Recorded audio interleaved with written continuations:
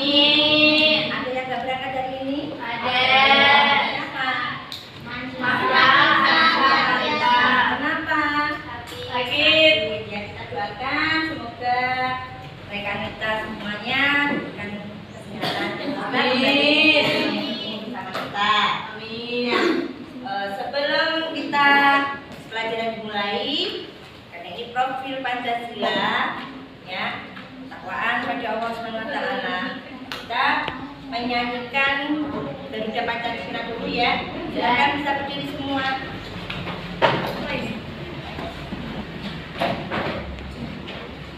Ya, itu 2, 3. Garuda Pancasila, akulah pendukungmu, patriot proklamasi, sedia berkorban untukmu. Pancasila dasar negara, rakyat adil makmur sentosa, pribadi bangsaku. Ayo maju, maju, ayo maju, maju, ayo maju, maju. Terima kasih. Silakan duduk kembali. Ya, sebelum kita lanjutkan materi yang kemarin, ya, nanti kita akan melanjutkan materi bab cerita narasi atau cerita fantasi. Sebelum kita memasuki bab yang ini atau bab yang kedua, saya mau tanya. Kita kemarin sudah mempelajari tentang teks deskripsi. Masih ada yang ingat apa itu pengertian teks deskripsi? Teks yang menggambarkan suatu objek atau keadaan tertentu. Iya, betul Mbak Maimana. Teks deskripsi yang tadi, teks yang menggambarkan suatu objek. Ya. Terus apa namanya? Sekarang kita lanjutkan bab cerita narasi, teks narasi atau cerita fantasi.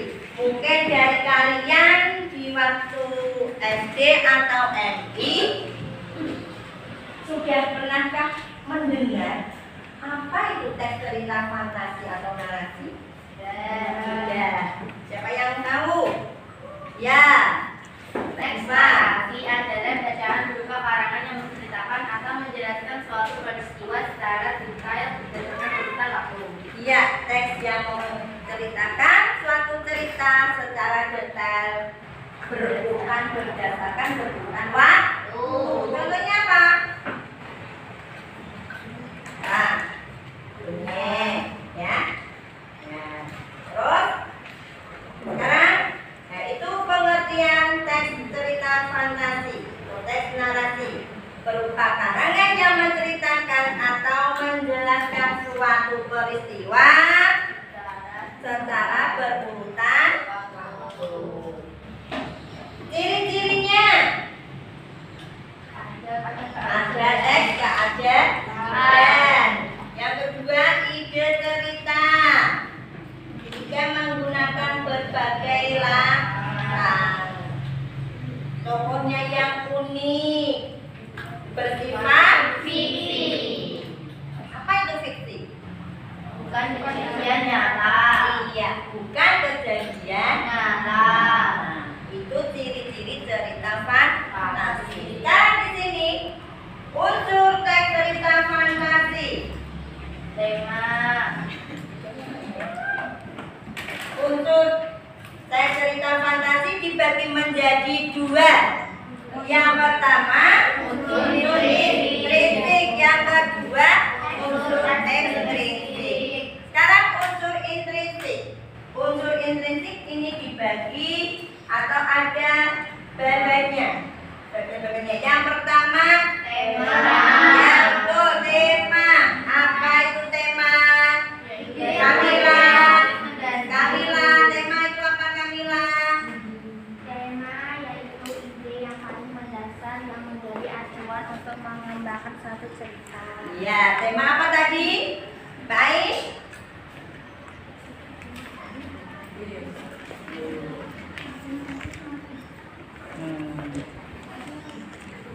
tema. Ya, nggak boleh.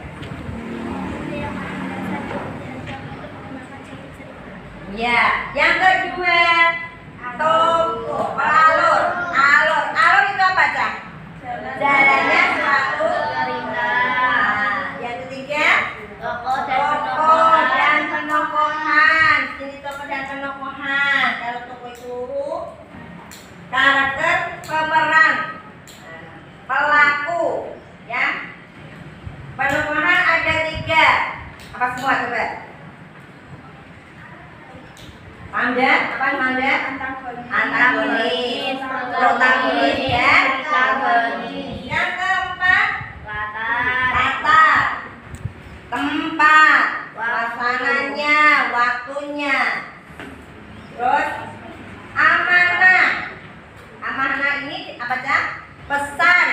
Pesan moral yang ada di dalam cerita tersebut. Nah, kalian harus bisa mengidentifikasi. Nah, nanti saya kasih sebuah contoh teks narasi. Dan nanti kalian bisa mengidentifikasi unsur-unsur tersebut. Baik itu tokoh penokohannya, latar suasananya, kira-kira tempat, suasana, waktu, dan semua itu yang ada di unsur-unsur intrinsik dan ekstrinsik. Mungkin dari sini ada yang ditanyakan? Ya, paham ya? Nah, sekarang kita membuat kelompok kecil untuk mengerjakan soal tersebut.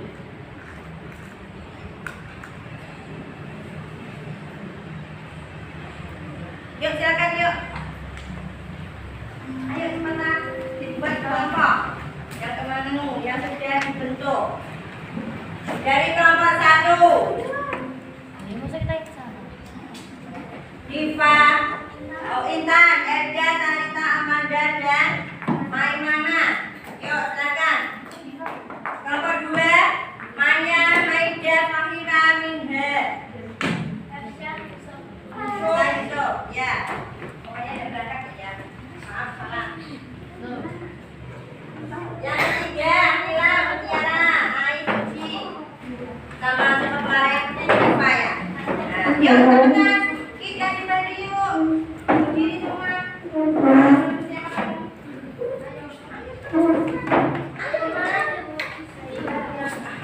Kamu mencari kelompoknya.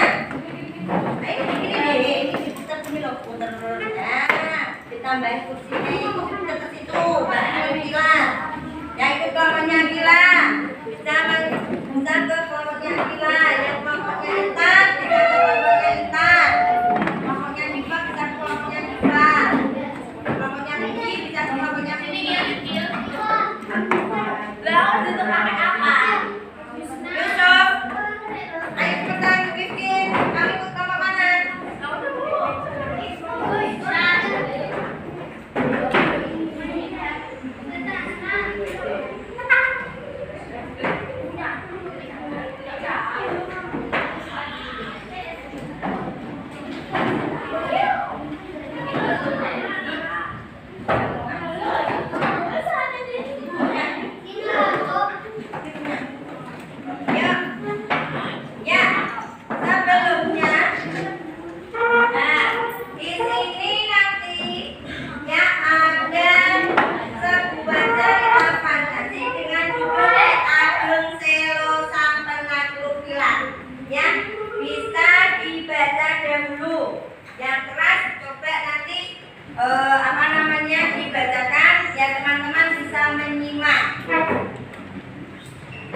Diva, bisa maju ke depan bawa soalnya. Nah, yang lain bisa menyimak dengan apa yang dibacakan oleh Diva. Silakan di depan yuk. Yang keras. Per kelompok harus mendengarkan dan menyimak. Ki Agung Sela sang penarik bilang, "Melahir kami Ki Agung Sela melarang menemui anak anda masjid. Maka hati terus semakin mantap. Allah yang aneh tak seperti manusia biasa, tapi ia manusia yang dikasih surga, manusia manusia yang akan dilakukan. Maka anak itu lama-lama tidak tangan, tapi tetap lama dan tetap kaki tanpa jangan ada tangan. Hanya angin yang menopang matanya menunjukkan. Dengarkan ya. Orang-orang menyebutnya alun-alun. Sampai di tengah alun-alun, si Agus Selo berhenti tidak berbuat apa-apa. Dia hanya menyilangkan tangannya di depan dadanya. Sejenak ia menundukkan kepalanya. Mungkin berdoa lagi. Anas mendengarkan kepalanya ke atas langit. Masih diam, tapi matanya nanar menatap langit. Saudara-saudara semua, mari kita panjatkan doa kepada Tuhan sebisa mungkin agar Ki Agus Selo selamat dan dapat menghentikan bencana ini. Sementara itu di atas alun-alun depan masjid suara guntur dan sambaran kilat semakin menjadi-jadi. Langit makin gelap, mendung berputar-putar melingkar di atas alun-alun. Ya, lari sambut penduduk. Mulut semua penduduk lantas berkomat amin. Tak banyak dari penduduk yang tak berdoa, bahkan ada yang tidak bisa sama sekali. Tapi mereka berupaya semampu mereka mengejak apa yang mereka tahu sebagai doa. Sementara itu, di atas alun-alun depan masjid, suara guntur dan sambaran kilat makin menjadi-jadi. Langit makin gelap, mendung berputar-putar melingkar di atas alun-alun. Ketika mulut penduduk desa menjerit, sekelabet cahaya penuh amarah menyambar si Agus Selo yang berada di tengah-tengah lapangan. Semuanya menutup mata dan menyembunyikan wajah, seolah takut menerima kenyataan. Masya Allah, astagfirullah. Salah seorang penduduk yang menantikan penduduk lainnya. Bukan kelegaan yang mereka lihat, tapi justru ketegangan semakin memompah darah. Tak disangka-sangka, kilat yang selama ini ditakuti manusia sekarang berada di tangan Ki Agus Selo. Sungguh pemandangan yang mengagumkan. Lantas terjadi dialog di antara keduanya. Ya, terima kasih. Nah, ini nanti bisa kalian ya. Itu ada sebuah pertanyaan. Kalian disuruh mengidentifikasi. Oke? Nah, bagaimana tokoh penokohannya, rangkaian peristiwanya, ya, dari apa yang telah dibaca oleh rekanina teman kamu ataupun yang telah kalian simak. Oke? Yang kalian simak itu bisa kalian kerjakan menurut yang dipertanyakan. Coba yang dikerjakan mulai sekarang, yuk dikerjakan dulu. Yuk.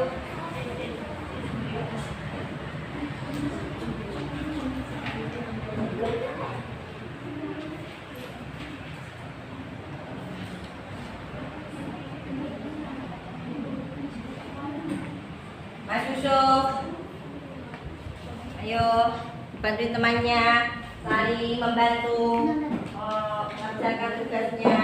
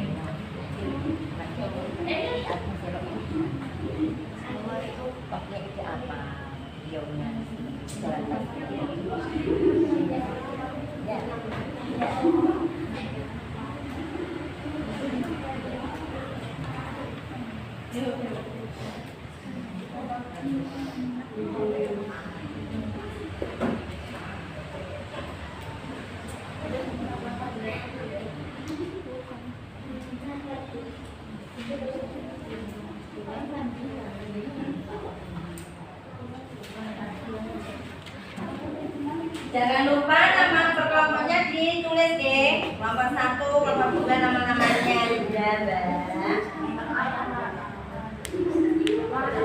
Ada bagus sini. Caranya kemarin.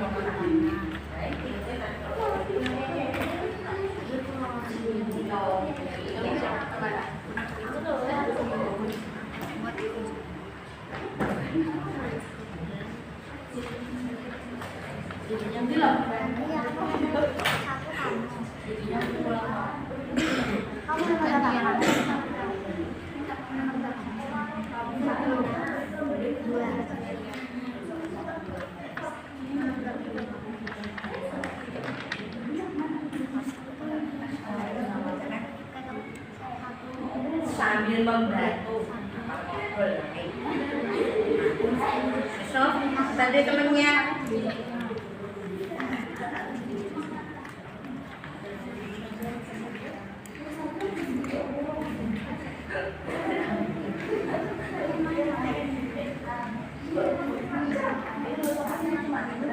Ya, ada apa?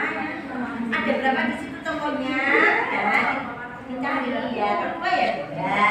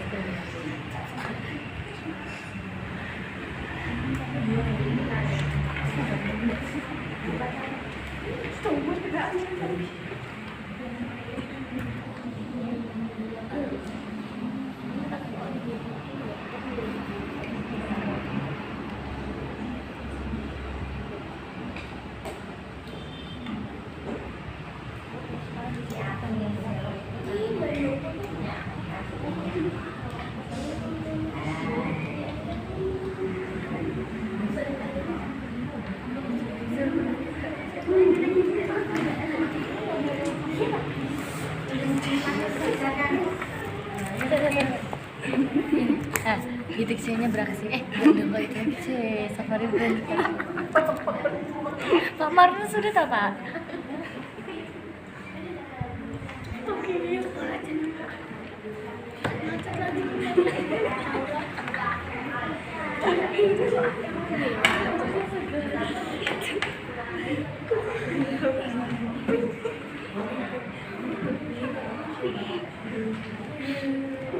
Aduh bagus banget.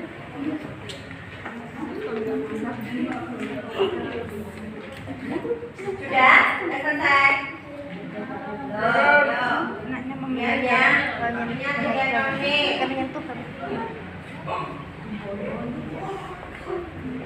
Ya.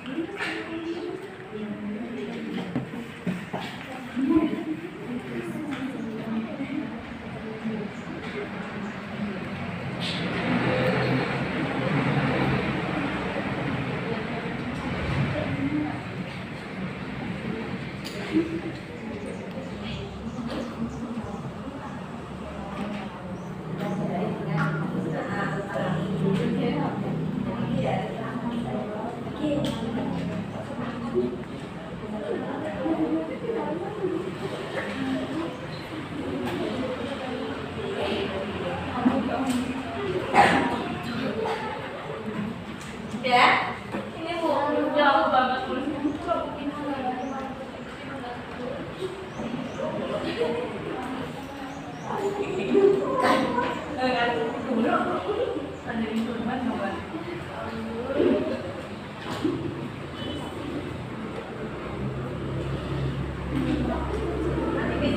pergi depan ya. Kelompoknya yang lain, kelompok yang lain.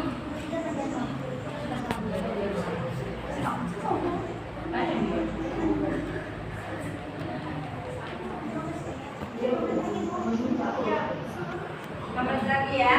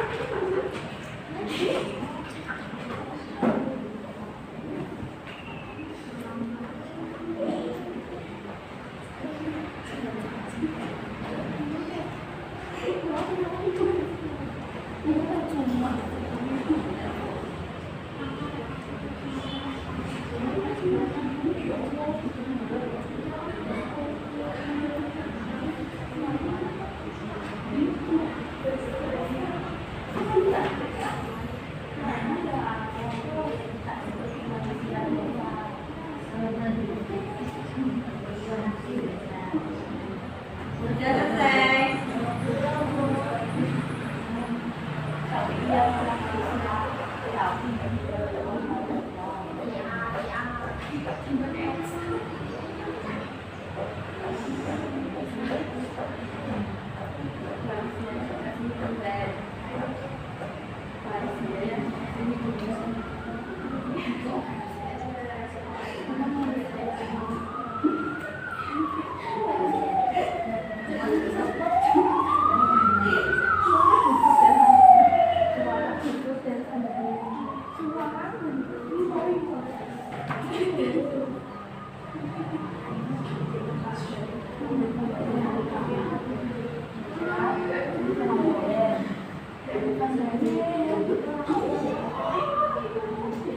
Sudah ya, sudah?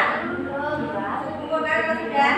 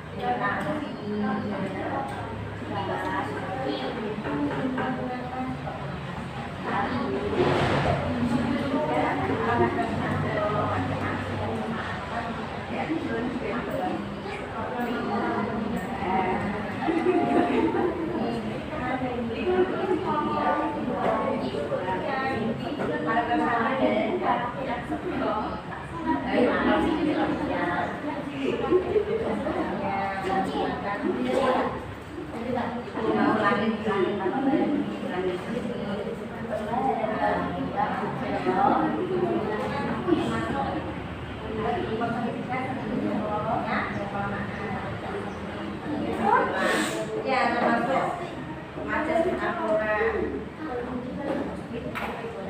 Itu loh,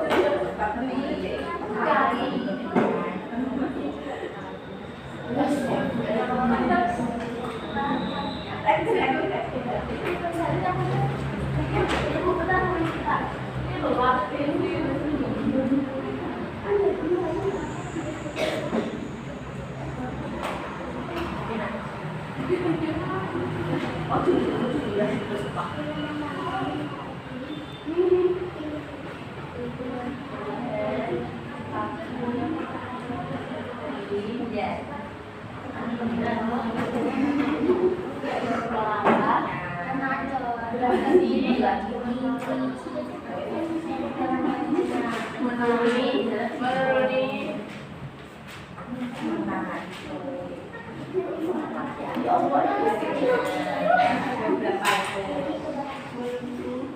Anak Rangga Masjid.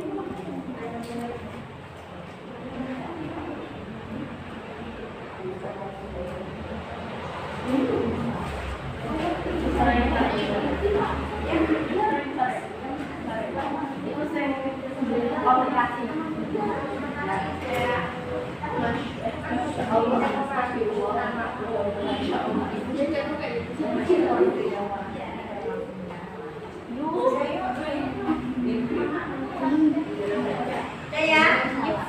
Ya, bisa dituliskan satu-satu.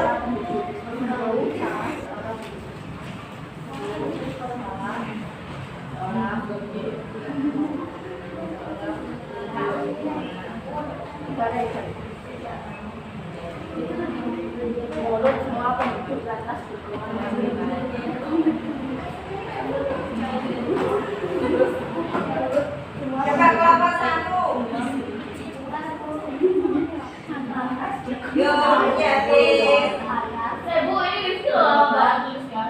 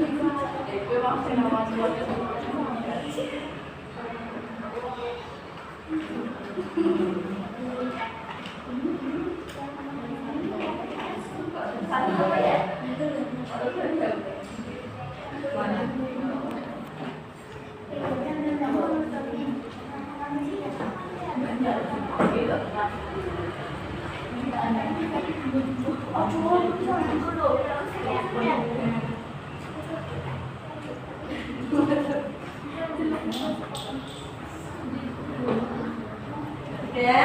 Ya, kelompok satu.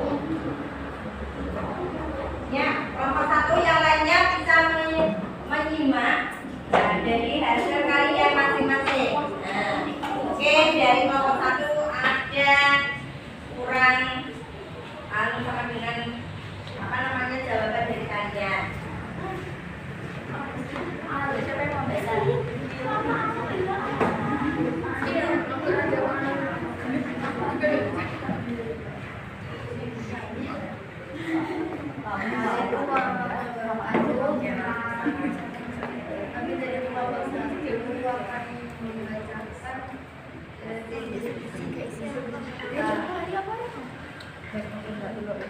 Ya.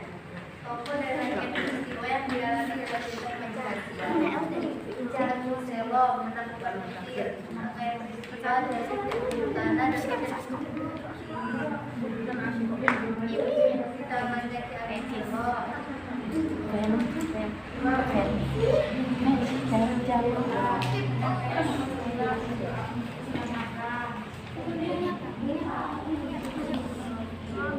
Ini keren aku.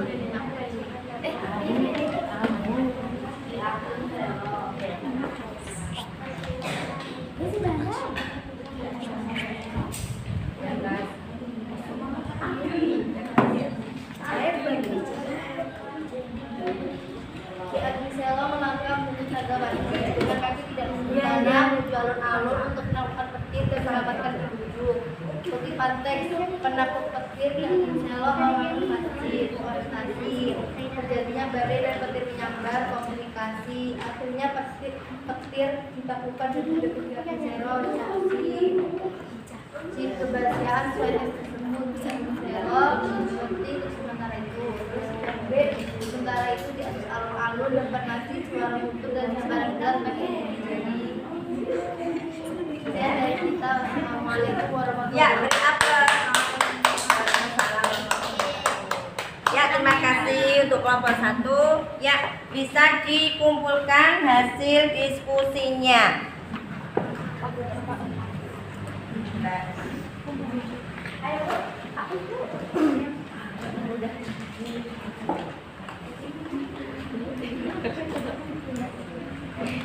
Ayo, kelompok 4 mana ya? Belum dikumpulkan sendiri ya. Ayo. nomor 2. Ya, sekarang coba tolong diperhatikan ya. Ya. Ini tadi tentang contoh cerita fantasi dengan judul apa tadi? Ki Ageng Selo Sang Penakluk Dilan. Ya, siapa tokohnya? Ki Ageng Selo. Bagaimana sih karakter tokohnya? Dia sana ya bisa menaklukkan pelir. Ya. Ya. Ya, terima kasih atas diskusi kalian. Ya, sekarang kita kembali ke cerita fantasi tadi ya. Belum saya tutup, saya mau mengutarakan lagi ya. Tadi apa yang dimaksud dengan cerita narasi, teks narasi? Teks narasi adalah yang adalah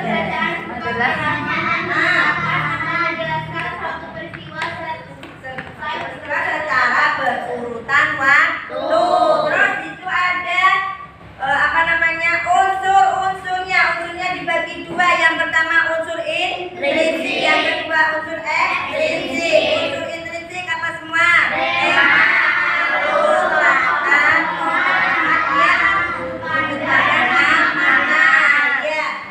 Terus di sini struktur teks cerita fantasi dibagi menjadi berapa?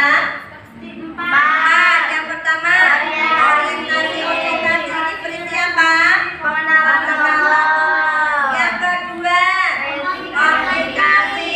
Ketiga resolusi. Resolusi berisi apa? Penyelesaian. Ya, yang keempat ya. Sampai di sini pelajaran kita tentang teks narasi ataupun cerita fantasi. Semoga bermanfaat. Amin. Tetap semangat belajar, geng. Yeay. Mohon maaf apabila ada salah. Wassalamualaikum warahmatullahi wabarakatuh.